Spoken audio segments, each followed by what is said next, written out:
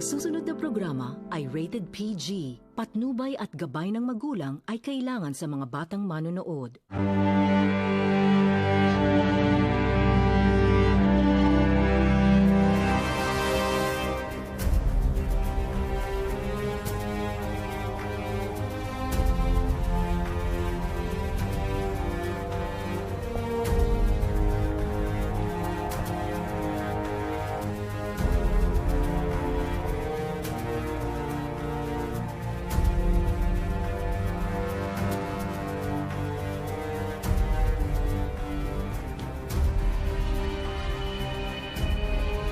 Ciao ho.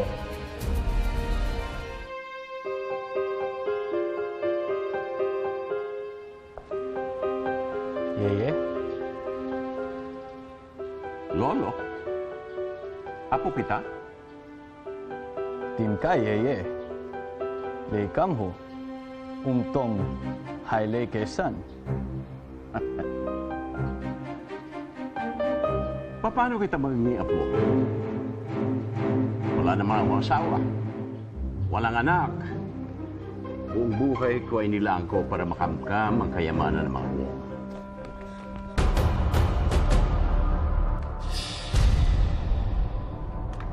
Nay? Nay! Nay! Nay! Nay! Nay, bitawan mo ako! Alagapang!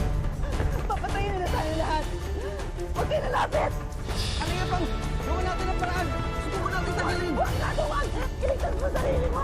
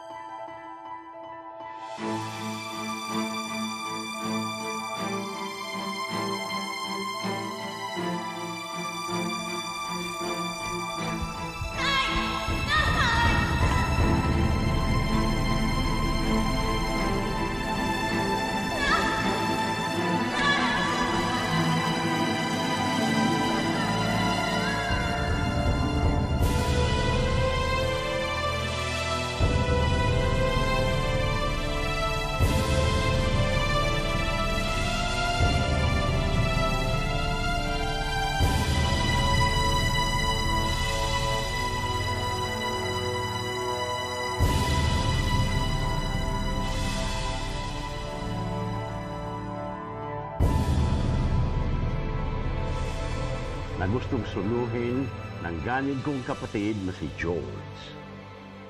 Wala kang ang asawa, pero lalaki ka rin. At meron kang mga pangangailangan. Naalala mo ba nung nakulong ka nun sa Hong Kong? Meron kang isang paboritong babae.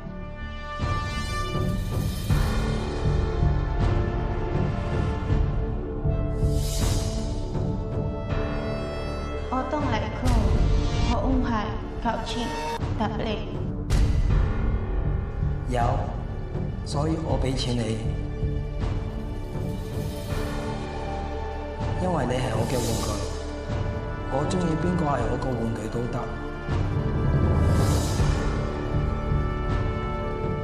Si Siyi! Now I remember. Siya ang lola ko. At nagkaanak kayo. Ang nanay ko.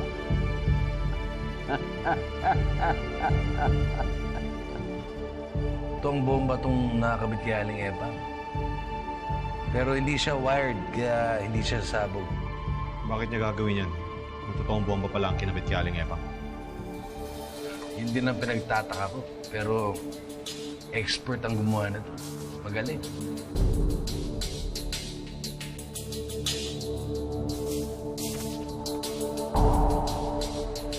Paiikutin ko talaga ang mga ulo nila sa takot. Bakit kasi pinapatagal mo pa eh? Dapat pasabugin mo na. Ang ibig mong sabihin, wala talaga siyang intensyon na pasabugin kami? Sa ngayon, siguro, wala. Pero banta to sa atin na anytime, pwede na tayo pasabugin. Hayop talaga yung Katarina na yun. Dahil gusto ko, sama-sama sila. Sama-sama sila at sabay-sabay sila sa appointment nila kay San Pedro. Mr. Wong, na-check na po namin ang buong vicinity. Secure na po ang lahat. Kung si Katarina man ang gumawa nito, kailangan mahanap na natin siya sa lalong madaling panahon. Bago pa niya tayong lahat pasabugin.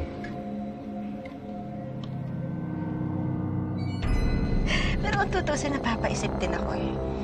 Hindi kaya atakihin na lang sila sa puso. Dahil sa sobrang takot, mamatay na lang silang bigla. Alam mo, sadista ka din eh. Alam mo, dati palang takot na ako sa'yo eh. Kaya hindi ako nagpakasal sa'yo. Kaya dapat magpasalamat ka. Dahil hindi kita pinatay nung ginagumo mo.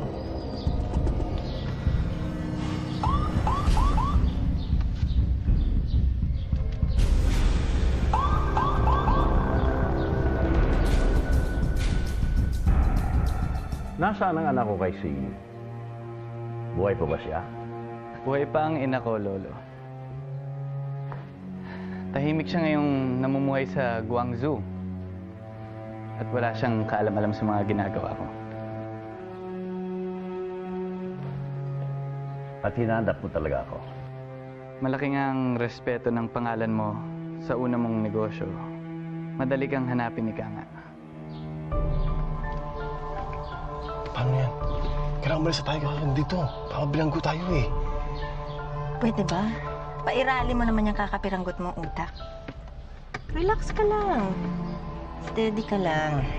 Lalo tayo magpanik, lalo tayong mabubuko. Walang makakapagpigil sa kademonyo ni Katarina. Halang talagang kaluluwa niya. Inay, tama na ho. Mabuti pa, Nay. Magpahinga na lang ho kayo. Tsaka wala pa ho tayong pruweba kung talagang si Katarina yung gumawa. Di bang sabi niyo ho, lalaki yung kumuha sa inyo? Umarte ka ng natural para maiba.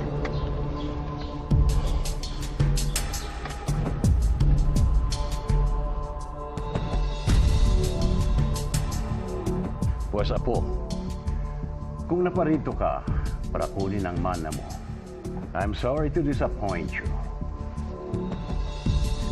Thank you. Wala nang natira. Ulubi na ang lolo mo. Yeye, nagkakamali ka.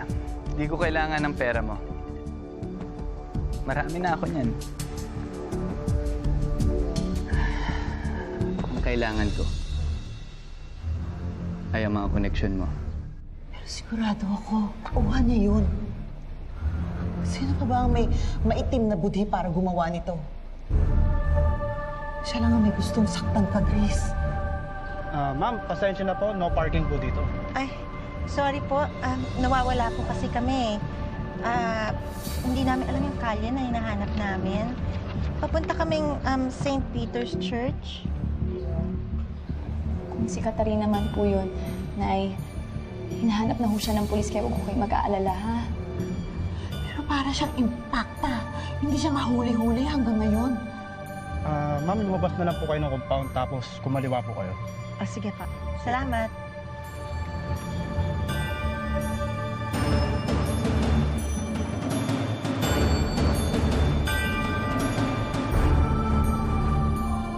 Grace, mag-iingat ka, ha? Dahil alam ko, hindi titigil si Katarina hanggat hindi ka niya nasasaktan. Napapatay. Ingat ka. Nay, kahit ano hong mangyari, wala hong magagawa sa ating masama si Katarina. Wala hong mangyayaring masama sa atin. Ha? Wala. Koneksyon sa negosyo? Pagkatapos na nangyari, wala nang negosyanteng gusto pang idikit ang pangalan nila sa akin. They won't touch me with a 10-foot pole. Lo, ibang negosyo yung sinasabi ko. Yung una mong negosyo. Grace, Samahan mo kaya muna ang inay mo sa loob para makapagpahinga naman siya. Sige po. Salamat po.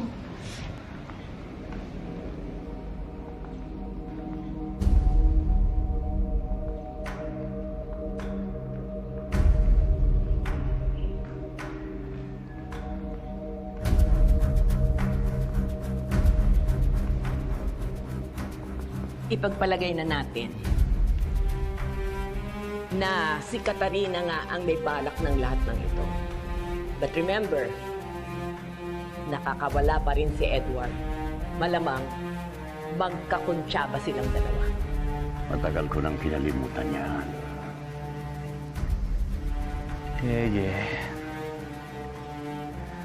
Wala ka nang ibang babalikan kung hindi ang una mong negosyo. Kaya kailangan ko ang mga koneksyon mo. Maaari mangyari yun. Maaari nga magkasabot sila. Pero kinakatakot ko rito. Baka mamaya nasa kanila si Diana. Sila ang kumuha. Alam ko, magkasabwat yung dalawa. Pero sa palagay ko, wala sa kanila si Diana. We know how they operate. Kung nasa kanila si Diana, matagal na nilang ipinagyabang yun sa atin. Matagal-tagal ko na sila hindi nakakausap.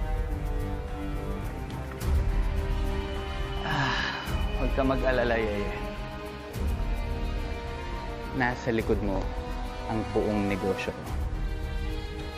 Hawak ko na ang buong China. At tulad mo, sakim din ako. Gusto ko mahawakan ang buong Pilipinas.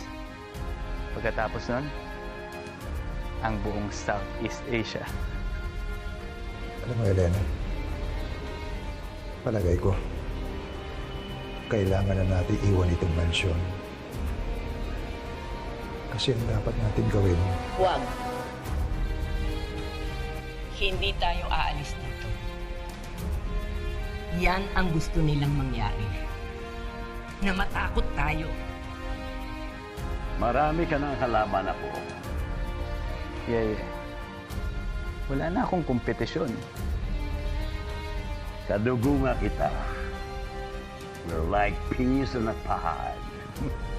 Alam ko, ganyan katindi ang galit nilang dalawa sa mga pamilya natin. Siyempre, Elena. Kahit na paano nag-aalala ako sa iyo, sa apo mo. At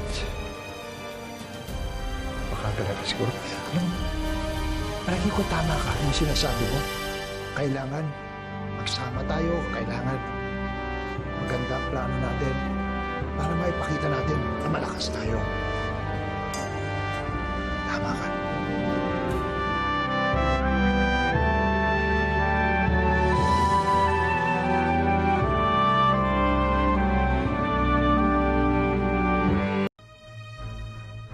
Parang palos talaga yan si Harry.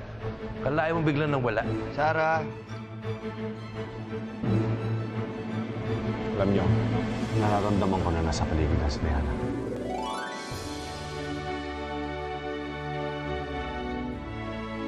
Ngayon alam na natin kung anong klaseng tao si Harry. Hindi naman ako natatakot sa kanya eh. William, huwag mo nang bigyan ng dahilan ng pamilya natin para mag-block sa akin. Wala ka pa rin ba nahanay? Wala pa. Pero hindi na sa akin importante ang nakaraan. Dahil masaya ako sa piling na ngayon. Nay! Ano ginapang? Papatayin nila tayo lahat! Huwag kayo lalapit! Itong bomba itong nakakabigyan ni Eva. Bakit kasi pinapatagal mo pa eh? Pero hindi siya wired, kaya hindi siya sabog. Pero banta to sa atin na anytime, pwede na tayo pasabugin. Paiikutin ko talaga ang mga ulo nila sa takot. Kung si Katarina man ang gumawa nito, kailangan mahanap na natin siya sa lalong madaling panahon. Bago pa niya tayong lahat pasabugin. Walang makakapagpigil sa kandemonyo ni Katarina. Kung si Katarina man po yun, Nay, hinahanap na po siya ng pulis kaya huwag kayo mag-aalala, ha? Ma'am, lumabas na lang po kayo ng compound tapos kumaliwa po kayo. Salamat. Ipagpalagay na natin na si Katarina nga ang may balak ng lahat ng ito. Mr. Edward Wong, I'm Caroline Mendoza. I trust you've had a good stay here? Yeye? Ako kita? But remember, nakakawala pa rin si Edward. Ulumin ang lolo. Hindi ko kailangan ng pera mo. Ang kailangan ko ay ang mga connection mo. Elena, kailangan na natin iwan itong mansyon. Wala nang negosyanteng gusto pang idikit ang pangalan nila sa akin. Ibang negosyo yung sinasabi ko. Hindi tayo aalis. Yan ang gusto nilang mangyari. Na matakot tayo. Nasa likod mo ang buong negosyo. Sakim din ako. Kadugo nga kita. You're like peas in a pod. Palagi ko tama ka yung sinasabi mo. Maganda ang plano natin para maipakita natin na malakas tayo.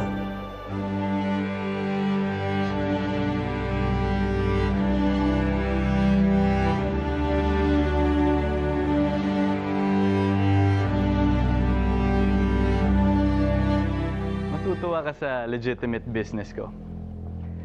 Pagawaan ng gamot. Doon ko na ipupuslit ang mga kontrabando para ma-process mismo sa aking planta. Umiikot na to sa buong Southeast Asia sa pamamagitan ng drug mule. Interesting. At kailangan mo pa rin ako.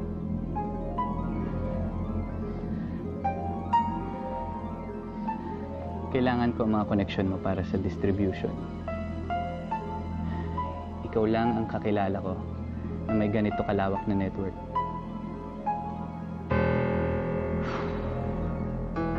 Okay? Tutulungan kita dyan. Alam mo, anak, huwag ka na mag-alala tungkol kay Aling Epang. Ang mahalaga, ligtas siya. Iniisip ko lang po si Ma. Alam mo, kawawa naman ang mama. Hirap na ang kinamulatan. Hanggang ngayon, hirap pa rin ang pinagdadaanan. Huwag kayo mag-alala. May awa naman ho ang Diyos eh. Ito na yata ang pinakamasakit.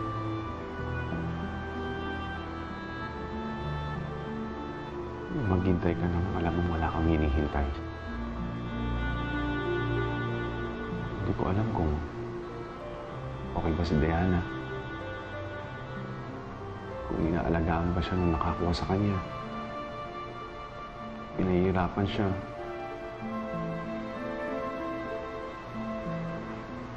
O sinasaktan.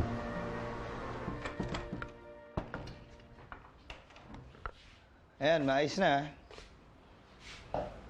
Salamat. Meron ka pa bang pagagawa? Konti lang ang panggatong natin. Pwede ka bang kumuha? Sige. Pabalik din ako agad. Isang tulong mula sa'yo. Ibibigay ko sa'yo kahit na ano. Nagbago na ako, Philip. Mababaw na lang ang kaligayahan ko sa buhay. Isa lang ang hihilingin ko sa'yo. Kahit ano, Yay. Ang ulo ni George at ni Helena. At lahat ng kaanak nila. After that, world peace.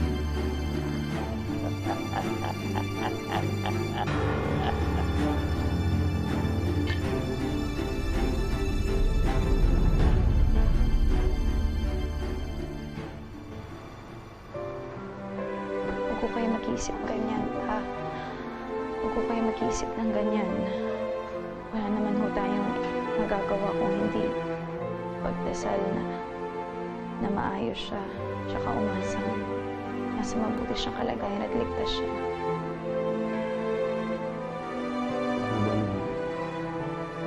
Ito, sandali na kasama kami. Ito na pinakamasayang araw ng buhay ko. Sorry, maranasan mo yung experience mo.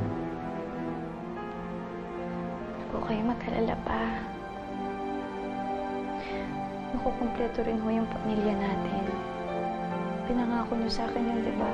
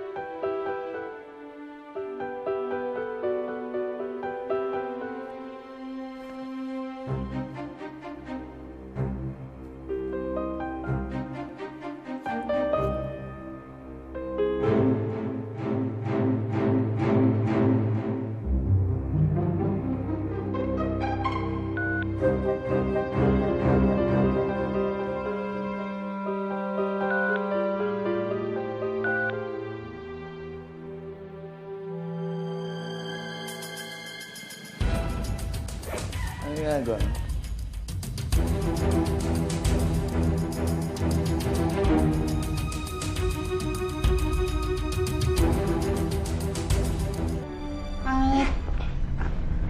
Tinatanggal ko lang yung mga maruruming damit mo para malabhan.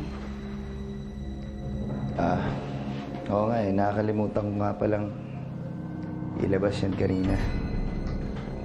Nakalimutan ka ba? Oo, nakalimutan ko magdala ng pantali doon sa mga kahoy na puputulin ko. Ikukuha kita. Dali lang.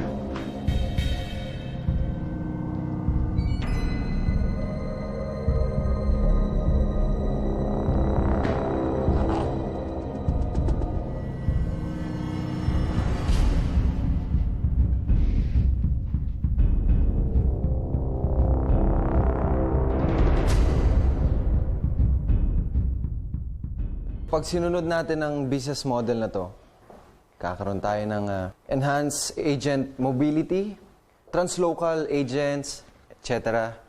At mapapadali ang sistema natin. Pwede pa tayong magkaroon ng ROI within 18 months. Wait. Nasubukan na ba yung sistemang yan dito sa Pilipinas? Kung sakasakali, tayo mag-uumpisa. What? Andrew, ginawa mo man lang ba homework mo? Dapat nilolocalize mo muna yung business model na yan. Alam ko marami akong dapat asikasuhin sa merging ng Three Dragons Corporation. Pero hindi pa talaga ako mapag-concentrate sa trabaho. Dahil naalala mo si Dayan. Gusto ko lang pong malaman kung ano talaga ang kalagayan niya. Naintindihan ko naman yun eh. It's okay, so why don't you take a break at personal mo siyang hanapin. Mr. Cheng, is everything all right? I'm sorry, Miss Tanhoco, pero hindi ko ikokompromiso ang pangalan ko dahil lang ineffective tong assistant ko. Mr. Andrew C., you do understand na hindi lang pera mo at ng pamilya mo nakataya dito. Pati pera ko at ng mga kliyente natin. Tapos, mag-propose ka sa amin na kinapi-paste mo lang galing sa internet? Kukuhalan niya. Sandali lang ho. Hindi pa iwanan ko ang negosyo para hanapin ko na si Diana. Bakit hindi? Asawa mo siya.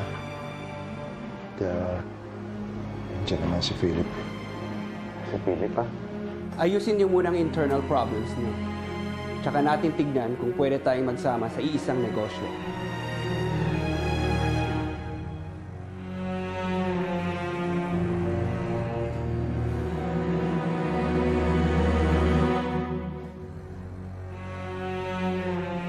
Tingnan mo kung anong ginawa mo. Ngayon, ikaw ang mananagot kay George at kay Helena kung bakit hindi matutuloy ang partnership natin sa Tanhoco Builders. Masyado kayo nagtitiwala sa tao na yan. Kakikilala niyo lang dyan. And besides, andyan naman mo si William. Charles, itong batang ito, isinugal lahat ng kayamanan nila. Ito, sa merger. Nakita naman natin kung gaano kagaling siya sa negosyo. Ang ibig mo sabihin, pinadala ka at pinag-aral ka ni Helena sa Amerika. Tapos ito lang kaya mo gawin? Pero yun na yung pinaka-akmang sistema para sa negosyo natin. Pinaghalong traditional and new business practices. At nangangatwiran ka pa. Alam mo kung ako ikaw, Andrew, mag-iisip na ako ng alibay ko. Dahil kapag nalaman ng ama mo ang kapalpakan mo, at kung ilang milyones ang mawawala sa Three Dragons Corporation dahil sa'yo, naku, baka sa maintenance ka niya bumagsak. Pero, you know what? Ang mahalaga dito, just start looking for Diana. Don't worry. Para pagbalik mo, yung focus mo. Dito na uli sa negosyo natin. Mr. Cheng. Don't Mr. Cheng me. I now own almost half of your family's business. Do you have a better alternative para sa proposal ko? That, Mr. Andrew C., is still your job.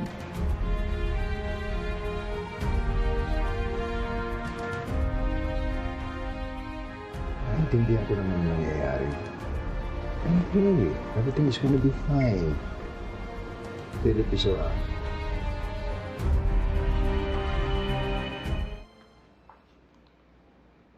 Kailangan ko ng bagong baril. Damit. Kailangan ko ng bagong damit. Kailangan mo ng bagong damit. Sino naman linalandi mo at kailangan mong pumorma?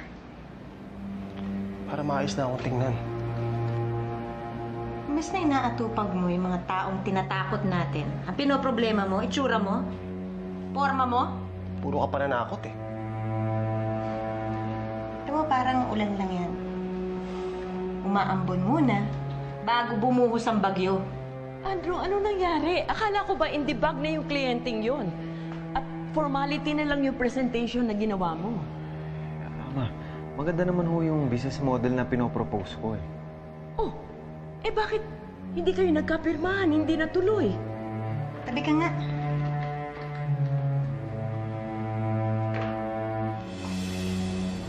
Ayan. Sariling laro mo na. Dinadaya mo pa. At pagkatapos na, si Charles at si Anastasia. Kung kasi ako pinatapos ni Philip. Hindi ba? Kabilin-bilinan ko sa'yo. Susundin mo kung ano ang gusto ni Philip. Ama, pinag-aralan ko ho to eh. Si Philip nasa business side lang naman siya. Pero iba ang experience niya. And let me remind you, times have changed. Hindi na natin solong pagmamayari ang kumpanya. Nag-merge na. Kaya dapat sundin mo ang gusto ni Philip. Wala ka lang maisip na paraan para makalapit kay Grace. Meron akong paraan. Ikaw. Marami pa kita binabayaran. Ako? Baka huliin ako ng pulis. Bakit wanted ka ba? Ako ang wanted. Wala ka namang ginagawa kundi magmanman, magmasid. Sabi ka huliin. No? Anak? Sige ho, Ama. Andrew, kung saan man naroon si Diana, make your mother proud of you.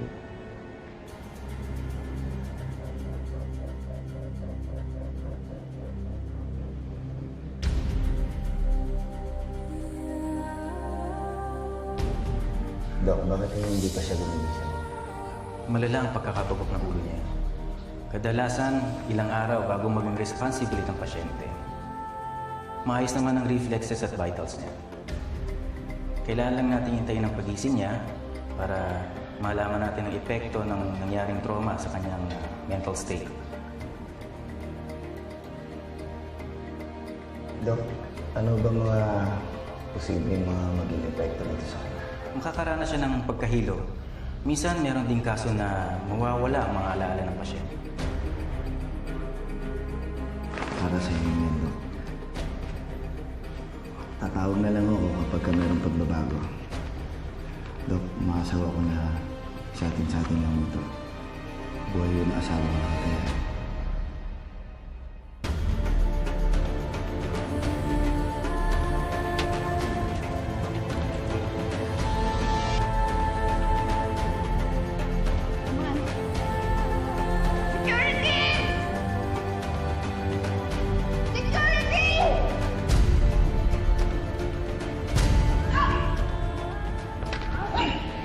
Dalis na siya.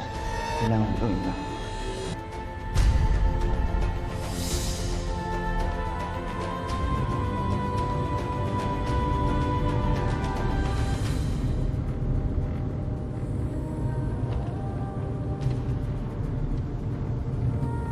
Saan mo ko dadalhin?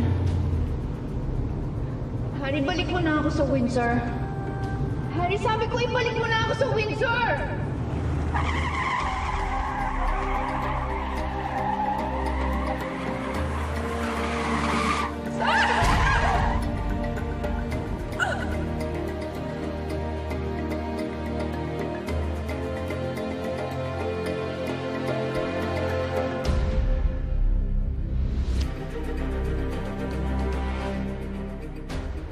Bakit sino ba yung babaeng yan, Harry? Bakit kailangan mo siya itago rito? Alam mo, mas maganda siguro at makakabuti siya kung hindi ka na magtatanong. Basta kung ano na lang yung biniling ko yung sunod mo.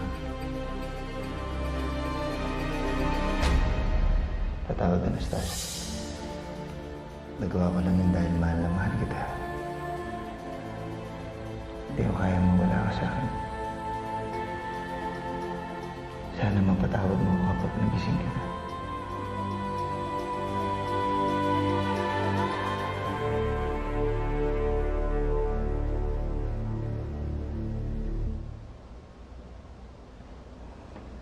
Sino ka?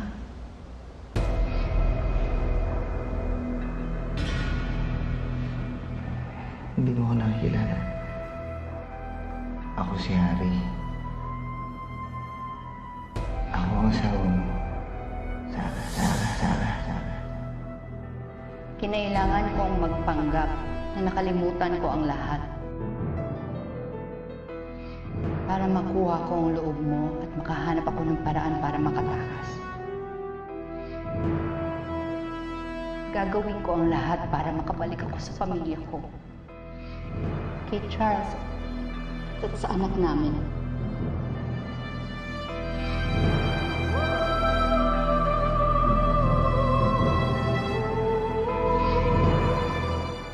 I'm amazed how you were able to inch your way in and trick both Helena and George para sa deal na ito. Napakadaling utuin niya ni George. Hindi nga ako makapaniwalang magkapatid kayo. George, palagay ko, hindi masaya sina William at Charles sa nangyayari sa Wong Si Corporation. Pero malalaki na yung mga anak ko. Alam naman nila, yung ginagawa natin ito'y para sa negosyo natin. Akala kasi ng mga tao, matalino si George. Ang hindi nila alam, saksakan ng bobo. Nothing up here. Akala mo ba, ang nakapatong sa liig niya, ulo? Wrong. Niyog na walang laman. Landuk. But Helena, watch out, boy. Tigreng nakadamit. But she does what George says. Philip, pagdating sa pag-ibig, magkasing bobo sila. Pero parang nagsiselos sila dahil nakukuha ni Philip Cheng lahat ang magagandang posisyon. Kilala ko yung mga anak ko. Mga negosyante yan, naintindihan nila yan. Wala namang problema dyan eh. Ang ayoko lang, dapat alam nila kung kailan dapat isasantabi yung personal. Alam mo, Yeye, hindi man lang ako pinagpawisan pasukin yung negosyo nila. Pag nabuo ng Three Dragons Corporation, unti-unti ko silang titibagin mula sa loob. Pagkatapos nun, isang araw, magigising na lang si George at si Helena na parang mga pulubi sa kalsada. Pagkatapos nun, wala akong ititira sa kanila dahil pati pangalan nila mawawala na parang bula. Dahil ang Three Dragons Corporation magiging Cheng Industries na lang. Tsaka ayoko yung yung bang nagiging palat sibuyas ka, lalo na sa mundo ng negosyo. Hindi pwede mangyari yun. I agree. Kung sa bagay, mas kilala mo sila, mga anak mo sila eh. Isa pa, yung pakiramdam ko dito kay Philip, hanggang ang loob ko sa kanya. Parang malaki tiwala ko dyan sa batang yan. You're a genius, my boy. So, paano? Bayad na ako sa'yo. Paano naman yung hinihiling ko? Pag natapos ito, saka tayo mag-usap ulit. Ibigay mo sa akin si Helena at si Jules. Ibibigay ko sa iyo ang mundo.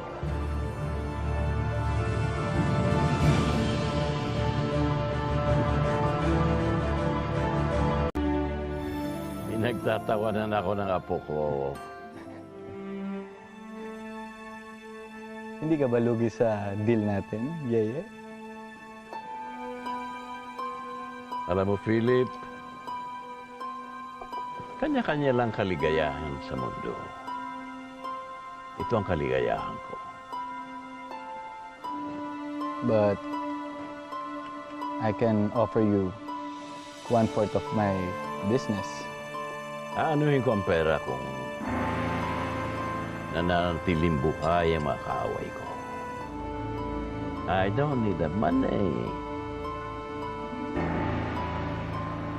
So, do we have a deal? Saan ako pipirma? At sino ang tatawagan ko? Okay. I think we should start Do with... your homework first. And be a good apo to your lolo. And then, everything will fall into its right place. Like a jigsaw puzzle. Pero, Yeye, hindi ba tayo pwedeng magsabay? Quid pro quo.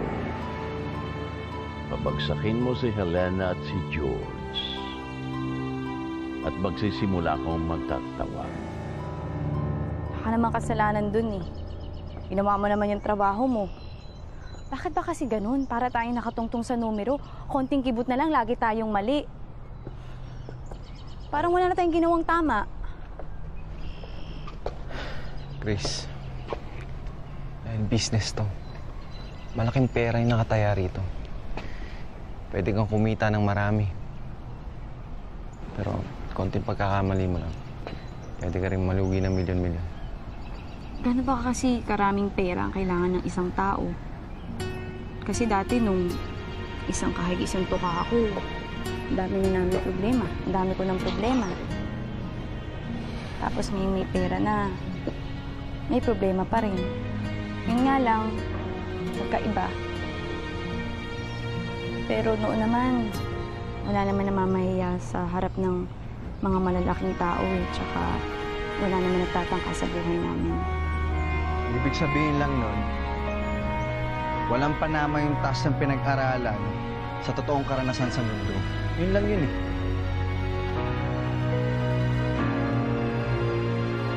Charles, Guachaya, Tichuki, Dipa. Naintindihan ko naman yung sipa. Pagdating mo sa negosyo, walang sinisino-sino. Salamat at naintindihan ko. Hindi siya naninersonal. Yung pagkakabigay niya sa hinihiling ni Philip na maging presidente ng Three Dragons Corporation, kasama yun sa business. Alam mo na to, sana ikaw nasa posisyon ko ngayon. Para nalalaman mo kung ano nangyayari sa amin, Grace. Hindi lang naman ako nahihirapan eh. Pati rin siya. Namalit mo ako, Brad eh. Alam mo, kung ako nasa posisyon mo, walang problemang ganyan. Tigil na kayong dalawa. Ano na naman? Mag-aaway na naman ba kayo? Sasabayan niyo na naman ba yung mga problema natin? Para kayong mga bata eh.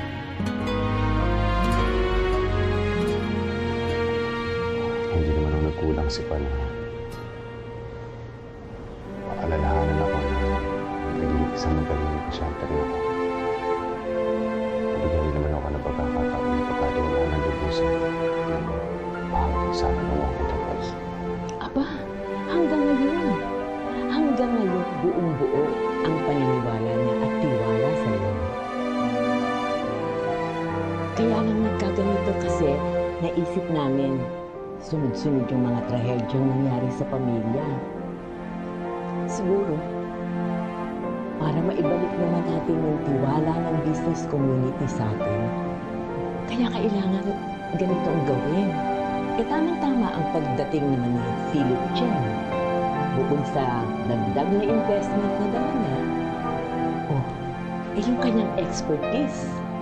Ano naman ba problema mo, Hanato? Ano na naman ba? Bakit sa akin ka nagagalit? Simulat sa pool, ako kaibigan mo. Ako kasama mo, di ba? Magkakampi tayo. Alam ko. Kaya nga nasa na yung nato na nakilala ko. Nasa na yung nato kakampi ko. Yung ipagtatanggol ako. Yung sinasabihan ko ng problema. Dito pa rin ako. Hindi mo lang napapansin. Simula nang dumating yung mestisong bangus na yan. Wala tayong magagawa kay Andrew kasi parte na siya ng buhay ko, parte na siya ng buhay mo. Kaya kailangan tanggapin na lang natin yun para wala na lang gulo na to. Dahil hindi mo kailangan magpaliwanag sa akin. Nasa likuran niyo ako sa lahat ng mga desisyon. Salamat, Charles. Salamat at hindi itong nagiging dahilan ng pagkawatak-watak ng pamilya natin. Alam ko, malaking responsibilidad na wala sa akin yan. Kung maaari,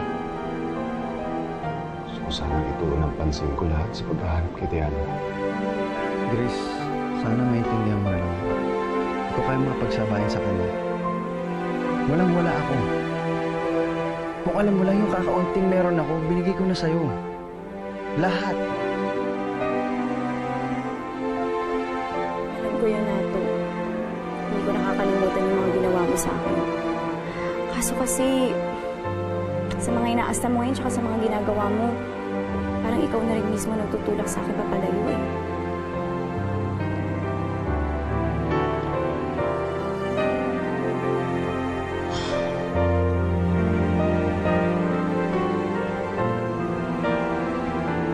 Si Diana.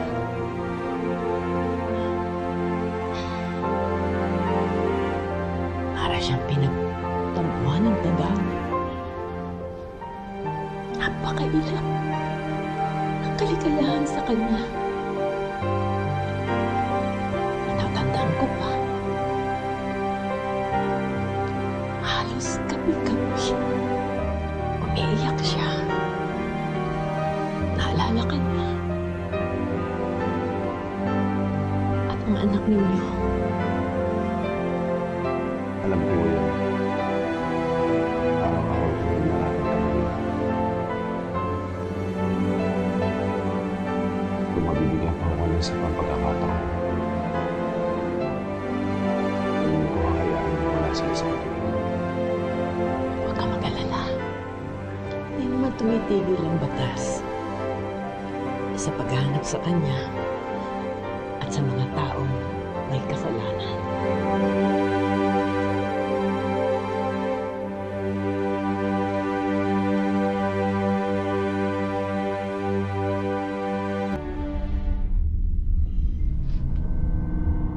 Maraming salamat at pinaunlakan ninyo ang aking paanyaya.